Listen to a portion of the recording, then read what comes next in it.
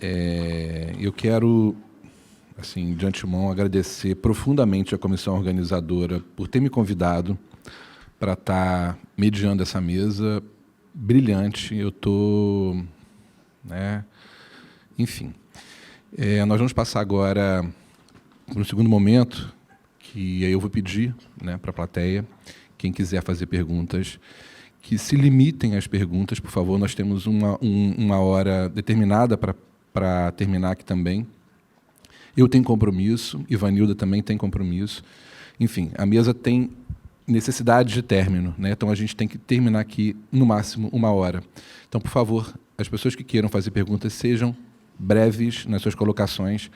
E, assim, a ideia é 3 pessoas e depois a gente passa para a mesa.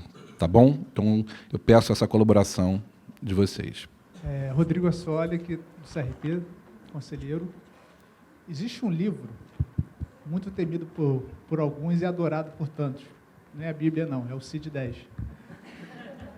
E o CID-10, poucas pessoas sabem, mas tem um código, se eu não me engano, no F44, que fala sobre dissociação, ponto 2, ponto 3, fala sobre possessão, né? E eles falam sobre, na minha interpretação desse texto, desse código, ele fala sobre respeito às crenças. Ele fala onde o profissional da saúde mental ele deve levar em consideração a cultura religiosa, a etnia, tudo mais, a crença, antes de dar um diagnóstico, de se dizer se ele tem aquela doença ou não, né? Pouca gente sabe disso, para falar a verdade, né? E como que vocês veem essa aproximação da ciência com a religiosidade? Vocês acham que isso vai levar, né? Uma crença melhor, uma aceitação, um entendimento, um respeito maior? Onde vai essa relação, para vocês, ciência e religião?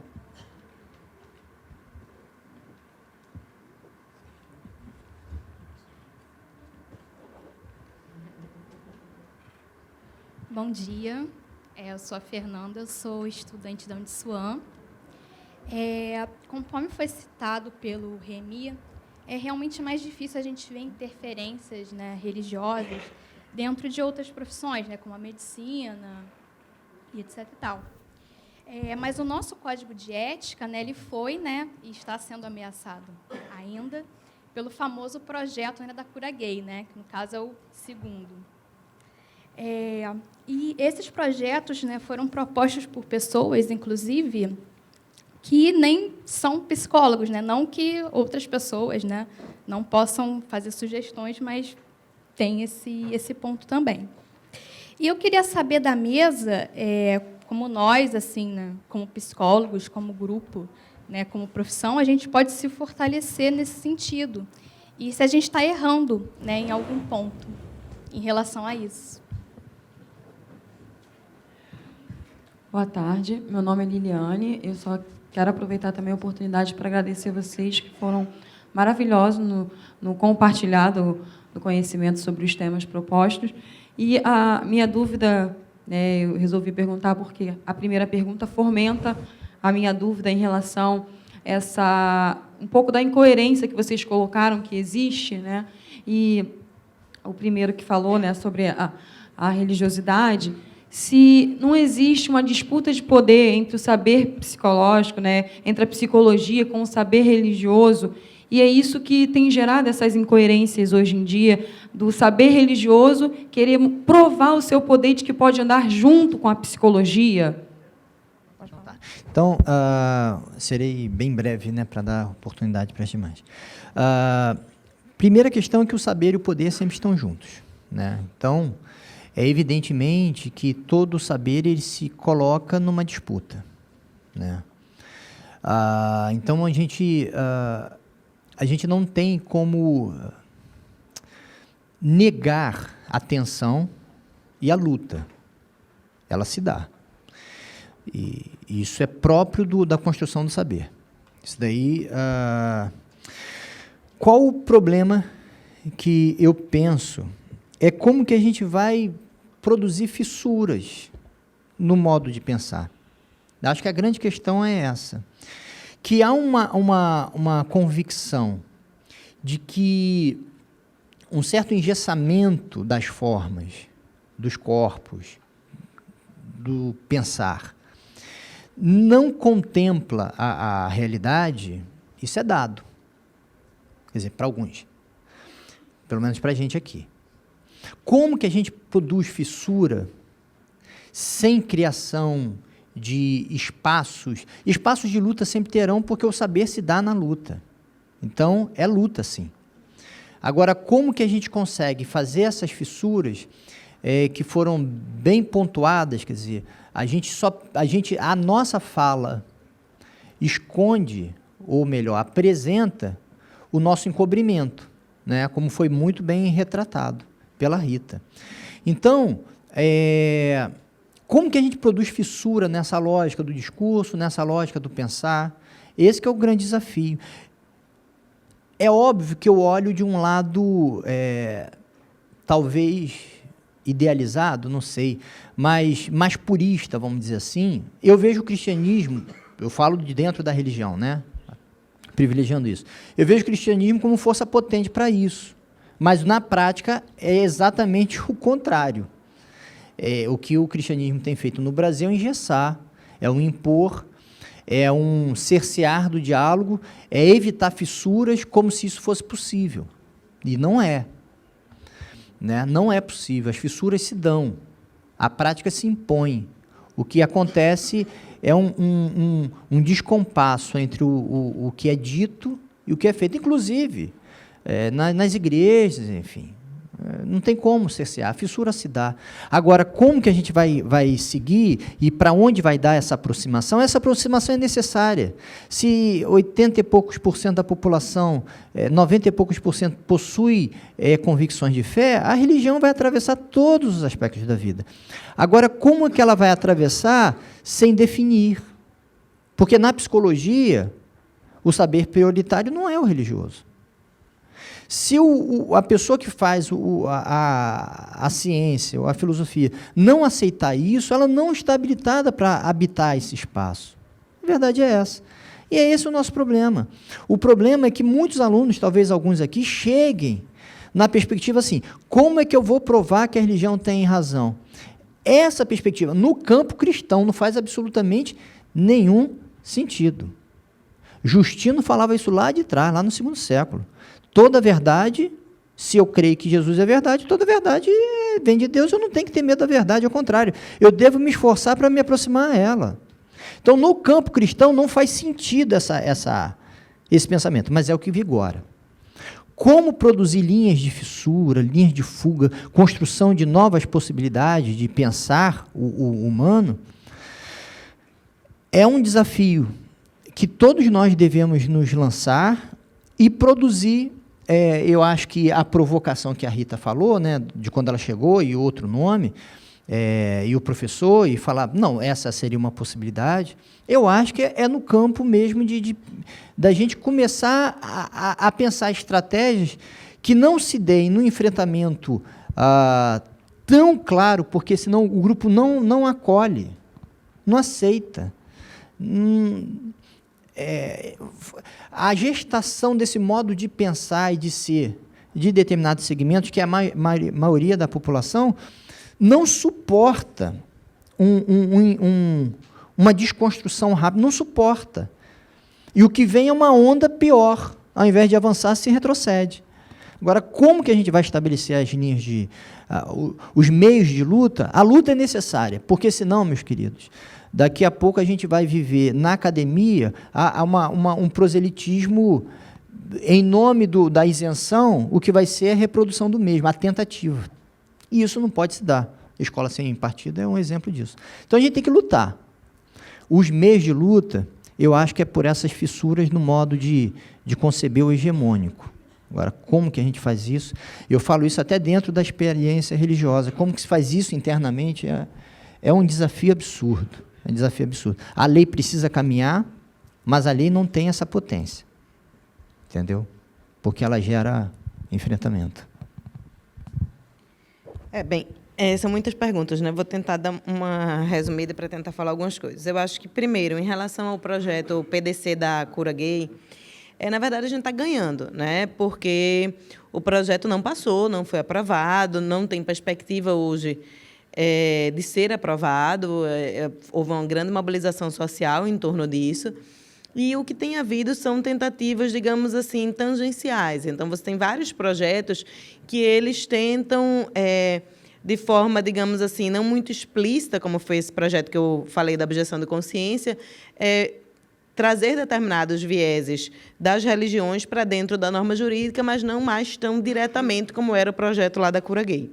Então, por exemplo, no Estatuto Jurídico da Liberdade Religiosa, tem dizendo assim, nenhuma crítica a qualquer tipo de comportamento social feita por um religioso pode ser considerada crime. Qual é o objetivo disso? É o direito de ofender, né? É o direito de você poder dizer, poder falar o que você quiser, e não, como eu sou uma pessoa religiosa, é meio que uma extensão da ideia da imunidade parlamentar, né? Que você tem nos parlamentares. Eu posso falar o que eu quiser. Não, você não pode falar o que você quiser. Você pode falar dos seus dogmas religiosos, mas você não pode ofender as outras pessoas, você não pode incentivar a violência contra as outras pessoas, por aí vai. Né? Então, sim, eu acho que é uma disputa muito grande entre saber e poder. Né? E quando você tem essa disputa, eu volto para aquela expressão que o Remy usou no começo, você tem que ter uma lógica do inimigo. Por quê? Porque você tem que ter contra quem lutar. Contra quem lutar te dá poder, contra quem lutar te dá dinheiro, contra quem lutar te dá uma posição na sociedade, porque você coloca aquele inimigo e você tem que lutar contra aquele inimigo, né? Então, infelizmente, a religião tem sido muito usada dessa forma, com uma lógica moralizante de você dizer, nós, como religiosos, temos esses inimigos, né? Na semana passada, a gente teve um exemplo de o parlamentar João Willis foi abraçado por uma pessoa, bateu a foto, né? E depois a pessoa estava lá dizendo, se converte ou morre, não sei o quê, usando aquela foto para falar esse tipo de coisa sobre o deputado.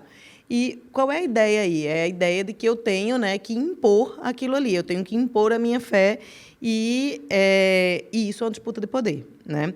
Então, eu acho que essa disputa ela é mais claro da gente identificar. Quando a gente coloca isso para o campo da ciência, e aí o debate entre ciência e religião já é realmente um debate bem mais complexo, né? Porque os limites são muito, muito difíceis da gente estabelecer muitas vezes, né? Os limites das nossas convicções, os limites os limites éticos que estão estabelecidos para determinados pontos. Tem um debate muito interessante no YouTube, que foi da época que foi feita pesquisa sobre a ação judicial no STF sobre a pesquisa de célula-tronco. E tinha um debate entre os médicos, né? Médicos de um lado que eram cristãos e médicos de outro lado que diziam não, eu não professo, né, a religião não me interfere aqui na minha atuação, e eu vou defender que sim, que a gente pode fazer pesquisa com célula-tronco. E os médicos cristãos diziam que não poderia fazer pesquisa com célula-tronco, porque tinha um conteúdo ético ali da questão da vida que ia ser manipulada. Então, veja, essa discussão tem todo o debate científico, médico, jurídico, psicólogo, né, na área da psicologia, na área da pedagogia, todo esse debate, eu acho que ele vai estar sempre permeado por essas questões. Me parece, né, que o importante é que a gente consiga separar o máximo possível, principalmente nessa perspectiva de quando isso cria normas, né, ou cria interferências na vida das outras pessoas. Então, me parece que a gente tem que tentar fazer essa separação, mas ela não é uma separação simples. Né? Dentro do mundo do direito, por exemplo, tem um debate sobre a influência do próprio cristianismo na formação de determinadas noções jurídicas que a gente tem hoje, como a dignidade da pessoa humana, como os direitos humanos de uma forma geral. Então, você não pode negar que existe uma influência. Né? Mas essa influência ela não pode ser nunca, eu tenho tentado dizer o seguinte, quando a influência ela é positiva, a gente pode aceitar. Agora, quando ela é uma influência que retira direitos, quando ela é uma influência que restringe direitos, eu acho que esse pode ser o limite que a gente, dentro do direito, né, que é de onde eu falo, que a gente pode estabelecer. Se eu estou tendo uma influência positiva, por exemplo, reconhecer a dignidade da pessoa humana é uma influência positiva. Eu estou, né, dando mais para as pessoas ao reconhecer a dignidade inerente a cada um. Agora, quando eu uso aquela influência religiosa para restringir, aí não pode. Né? Então, acho que esse seria um limite para a gente pensar. Bom, também vou tentar ser breve e unir a primeira pergunta à questão da cura gay. Acho que, na relação entre ciência e religião, eu perdi a forma como foi perguntado, que eu achei interessante. Esqueci também o teu nome. O nome do primeiro, esqueci. Rodrigo? Rodrigo. Já está acontecendo, né? O que nós estamos assistindo é que, nessa relação entre ciência e religião, de diferentes maneiras e em diferentes contextos, alguns retrocessos incidem diretamente na não mais garantia e promoção dos direitos humanos. Como é que isso aparece em relação por exemplo, né, ao acesso das mulheres aos seus corpos? E aí eu falo de mulheres tentando trazer já, né, novamente essa ampliação do uso do termo, da educação das crianças e dos jovens, do exercício ou do campo dos direitos sexuais e dos direitos reprodutivos, a questão do aborto, a questão das pesquisas com células-tronco, a valoração da vida, né? O que é vida, quando vale a vida a serviço de quem, enfim, ou das novas tecnologias reprodutivas. Acho que nos diferentes contextos, e com certeza eu esqueci muitos deles, nós estamos falando ou estamos vivendo, presenciando alguns efeitos dessa relação, né? Ciência e religião. Em relação à cura gay, é muito bom ver uma questão diretamente, né, da casa, digamos assim. Fazer errado, não. Falando muito, né, da minha posição, acho que nós não temos essas respostas, né? Quando eu entrei para dar aula de psicologia, eu achei muito ingenuamente que os alunos e alunas que ali estavam queriam aprender psicologia, né? Então, assim, não basta ter a resolução. Aliás, a resolução é o ponto de partida para a colocação em xeque, para o descarte, né? Aquilo que eu disse, que em alguns momentos nós nos vemos, digo muito, né, tendo que provar, tendo que nos afirmar, tendo que lutar para não sermos destituídos da posição da psicologia. A ementa não garante, né? E aí eu coloco que é uma coisa que, para mim, é muito grave, porque me coloca nesse impasse. Eu não sei como fazer, né? Nós temos tentado conversar, nós temos tentado criar estratégias de aproximação, né? De aproximação, porque o campo da afetação ele é a condição sine qua non para a formação de cada um de vocês, né? Agora nós precisamos conversar. Eu gostaria cada vez menos de presenciar cenas como, né, tem se repetido em sala de aula ou fora dela nos corredores ou nos cafezinhos, que é assim: professora, a senhora sabe que eu sou evangélico, né? Digo, tá, é o ponto de partida, né? Mas agora, até que ponto nós estamos dispostos, disponíveis ao diálogo, né? Enfim. E aí para pensar, tentando não me estender, já me estendendo, essa questão de que a repetição demanda o novo, eu acho, né? Uma das poucas coisas que eu consegui aprender de Lacan sem me desesperar foi essa afirmação. Acho que a repetição demanda o novo, e esse novo ele não está. Nós estamos tentando construí-lo, né? Trazendo muito para a experiência, é isso. Quando é que, em alguns momentos, me lembrei de um participante de uma oficina com profissionais da saúde, e ele, enfermeiro, bastante jovem, me perguntou se eu conhecia Adão. Eu digo assim, por um acaso, né? Eu conheço... É o Adão da costela? Sim, Adão da costela. E como, a partir desse ponto, se formou ali, de fato, um abismo entre ele e todos nós do grupo, na época, porque não havia mais ponto de convergência, né? E um profissional da saúde atendendo a população que entendia que, porque eu vim da costela, eu sou um ser inferior, né? Então, assim, a minha pergunta na hora, nunca me esqueço, porque foi a seguinte: nós podemos continuar conversando, né, a partir da ideia de que essa é uma das verdades, das tantas que constroem os sentidos que nós temos do mundo, né? Sempre lembrando que, nesse caso, nós estamos profissionais da saúde pública no Brasil. Então, enfim, acho que são questões muito complexas, né? E acho que, de fato, estou muito tocada e muito, muito feliz por estar aqui, porque não há respostas. Há muitas perguntas, né? E há muitas inquietações, né? Não sei se tentei pontuar, não sei se, né? Existem mais pessoas para perguntar? A gente vai fazer mais uma rodada e eu já vou pedir para vocês também fazerem as considerações finais e despedida, tá bom? E eu já me despeço de vocês antes disso. Vai lá, Pedro Paulo. Bom, meu nome é Pedro Paulo Bicalho, eu sou professor da UFRJ. Primeiro, eu queria parabenizar a mesa pela importante colocação no debate e agradecer a Rita pela referência.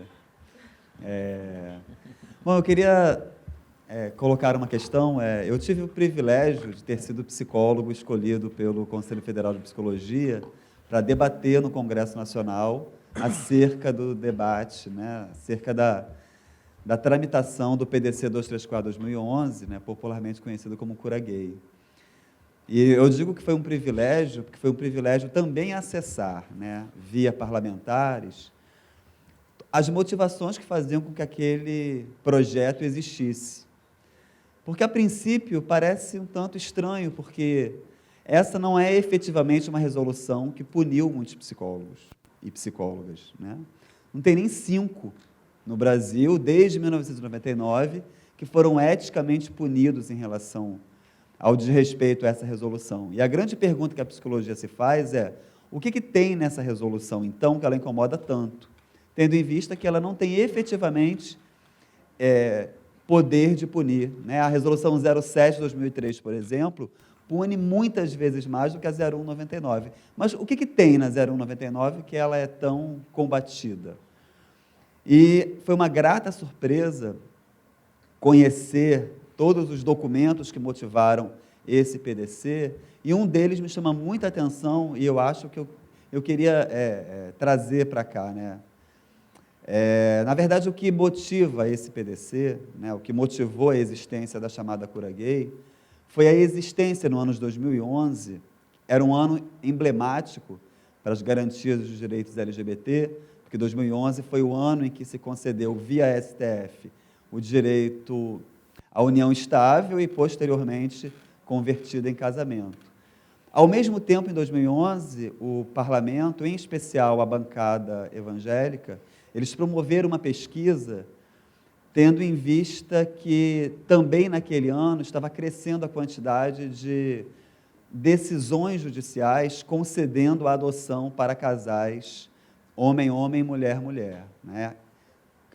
Concessões essas que resultavam numa certidão com o nome de 2 homens ou com o nome de 2 mulheres na certidão de nascimento das crianças. E eles estavam muito incomodados em saber, já que não existia uma lei sobre isso, o que fazia, então, que os juízes tomassem essa decisão? E o que eles perceberam nessa pesquisa, e é uma pesquisa que muito nos orgulha, é que 100% das decisões judiciais até o ano de 2011, concedendo a adoção, elas eram motivadas na fala dos juízes pela existência da nossa resolução.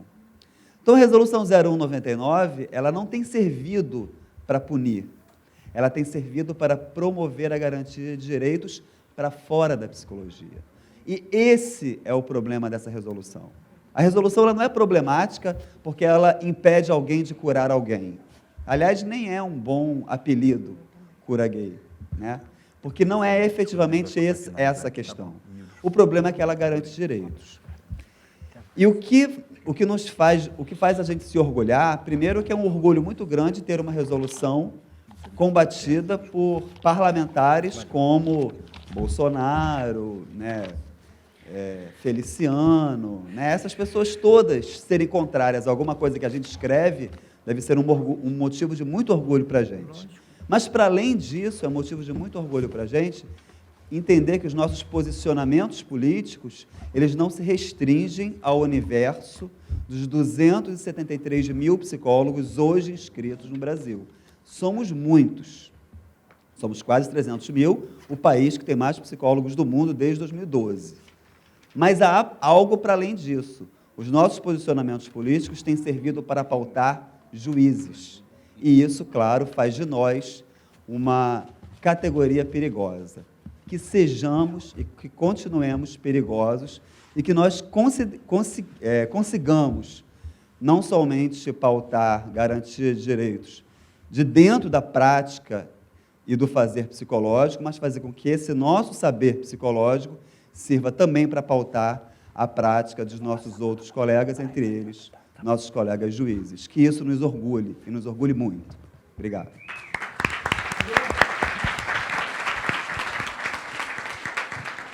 Próxima pergunta. Bom dia a todas e todos. Eu sou Fernando Bezerra, psicólogo. Eu queria fazer uma pergunta, né, relativa a essa questão da religião e da religiosidade, que existem vários estudos hoje, né, no campo principalmente com o uso psicoterapêutico de substâncias psicodélicas, e algumas delas, por exemplo, do Ronald Griffiths, né, que ele tem observado que, fazendo estudos clínicos com psilocibina, que é o princípio ativo de cogumelos, né, que tem esse princípio ativo, que geram experiências psicodélicas, né, que muitas pessoas relatam que tiveram as experiências mais importantes de suas vidas após o uso daquela substância. E esse uso, muitas vezes, é identificado como experiência mística, aquilo que o Maslow chamava também de experiência de pico. E muito depois, assim, hoje, depois, o avanço desse debate foi para o campo da psicoterapia. E aí a minha pergunta, né?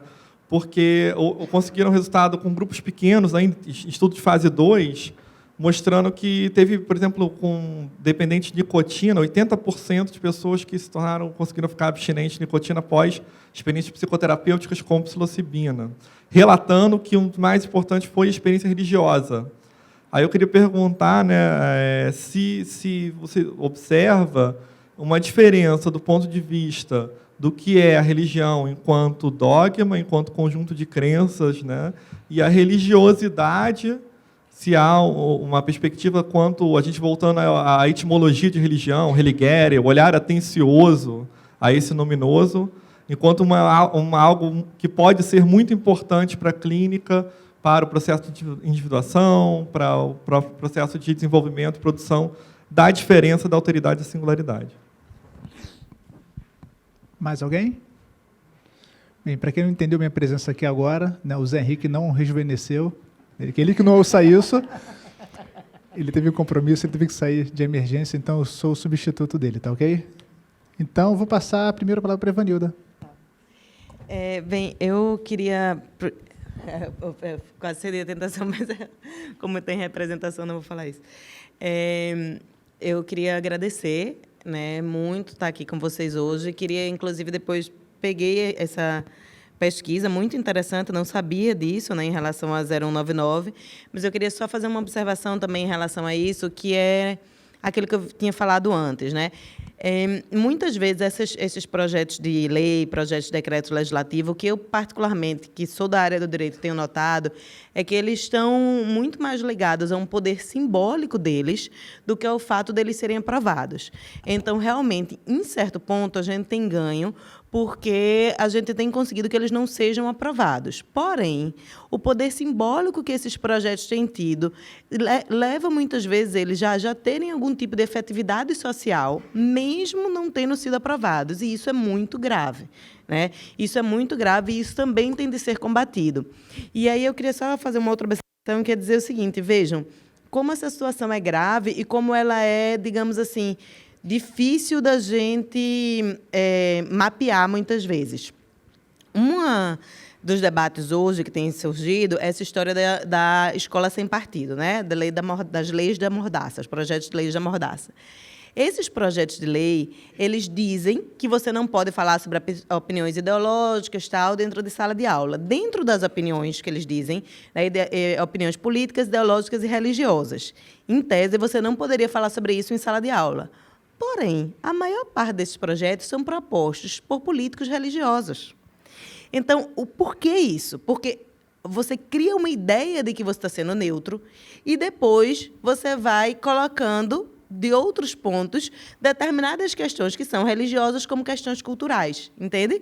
Então, eles defendem uma suposta neutralidade, mas que, na verdade, se você for olhar os outros projetos desses mesmos políticos, são projetos que querem, muitas vezes, estabelecer o criacionismo, o estudo do criacionismo na escola e não do evolucionismo, a Bíblia na biblioteca, a reza do Pai Nosso e vários outros projetos de lei que tem por aí.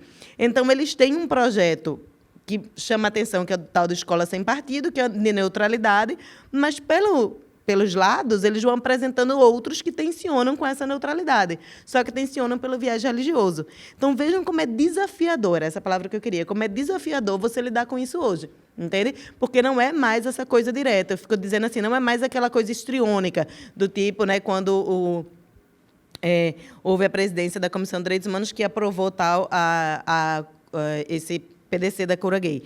Então, era aquela coisa histriônica, cura gay, não sei o quê, aquela coisa bem... Não, não é mais assim. São projetos de lei que sorrateiramente tentam caçar direitos, entende? Então, é muito grave e a gente precisa estar muito disposto a enfrentá-los e precisamos estar unidos, né, unindo saberes, unindo práticas para fazer esse enfrentamento. Então, eu queria agradecer muito, aprendi muito aqui na mesa hoje também, agradecer muito o convite, dizer que eu estou à disposição para debates, tal, sempre...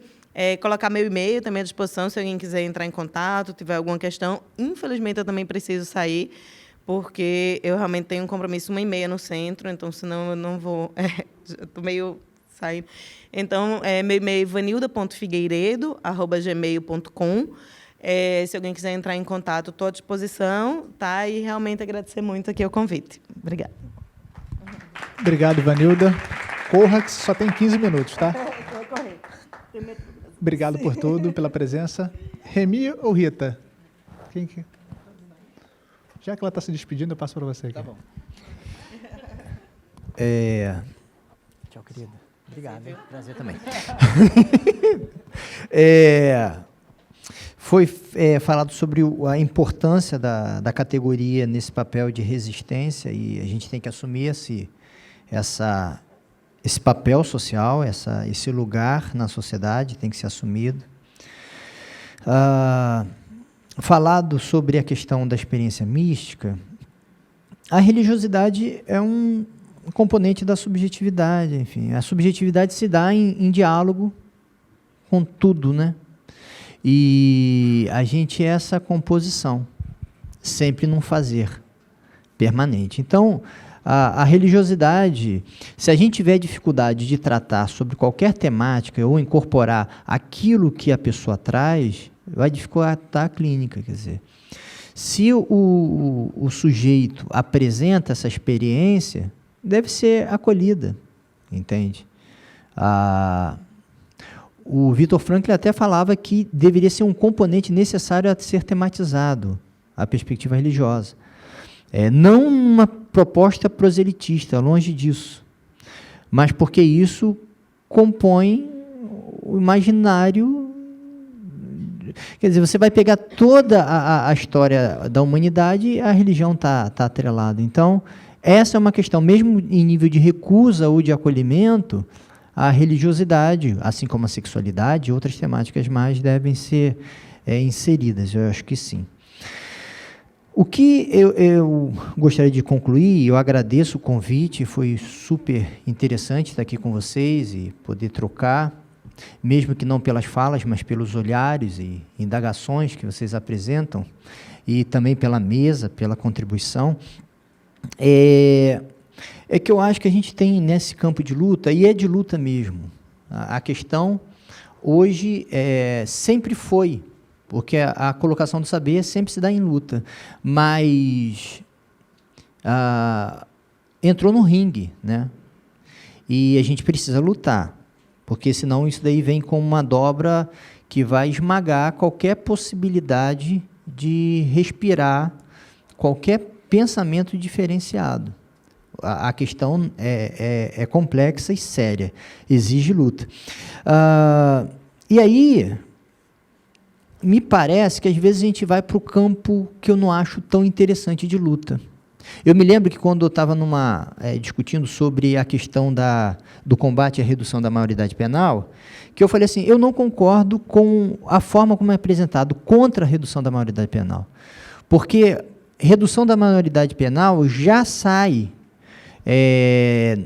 como significante de combate perdi a palavra, a impunidade. Eu tenho que trabalhar a partir de uma outra construção, porque senão eu não vou conseguir produzir os efeitos que eu quero.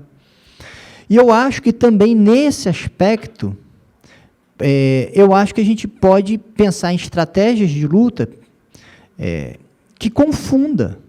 Então, por exemplo, eu estava pensando aqui, já pensou que interessante uma foto com um representante religioso de um determinado segmento, outro de outro, e com o movimento LGBT, ou falas em que fique confuso a identificação, quem falou o quê. Enfim, a gente tem que buscar rupturas. A gente tem que buscar rupturas. Se a gente não buscar, o silenciar, ele não silencia, ele se fala.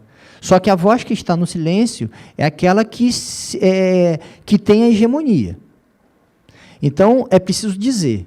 Agora, como dizer? Né? E eu acho que essa é a luta. E eu acho que os psicólogos têm um papel relevante, porque ele pensa, para além da questão do discurso, do significado, ele pensa as possibilidades significantes, ele pensa quais são as comunicações que estão por trás disso. Eu sei que outros saberes também, mas a psicologia em especial. Então, eu acho que a gente tem um papel de luta na construção, na construção de fissuras, né? No desfazimento de certezas e abertura de possibilidades. Isso é um papel nosso que a gente precisa apresentar. Muito obrigado, gente.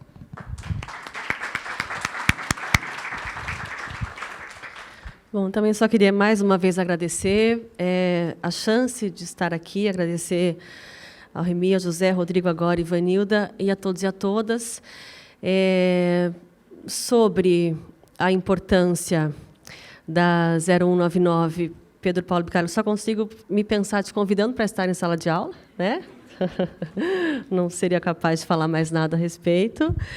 E eu acho que é isso, né, gente? Muito obrigada. Acho que falar de diversidade de gênero é também reconhecer que não há direito à diversidade com equidade sem tocarmos na questão da laicidade ou da não laicidade, né? De alguma maneira, como é que isso é, sim, um compromisso nosso e também transborda, né, a psicologia e as suas interfaces. Tá bom? Obrigada. Pessoal, então, mais uma vez, com todo carinho mesmo, agradecer o Remy, Ivanilda, Rita. Então, só para encerrar, eu juro, quando a gente fala em religiosidade, né, sempre fala sobre crença, sempre vem aquela palavrinha sobre o religare, né? Mas, para poder fechar, eu acho que debates como esse, espero que possam continuar mais vezes, ter mais vezes, porque eu acredito que eles participam, ajudam nessa religação do homem, né? E que nos faz e permita cada vez mais continuar acreditando no ser humano dentro de todo o seu desenvolvimento, dentro de todo o seu potencial, né? Eu acho que se a gente não acreditasse, não seríamos psicólogos, né? Então, além de agradecer os três, agradecer a todos que estão aqui pela presença e pela atenção. Obrigado, bom almoço para todos e nos encontramos aí na parte da tarde do evento, tá ok? Obrigado.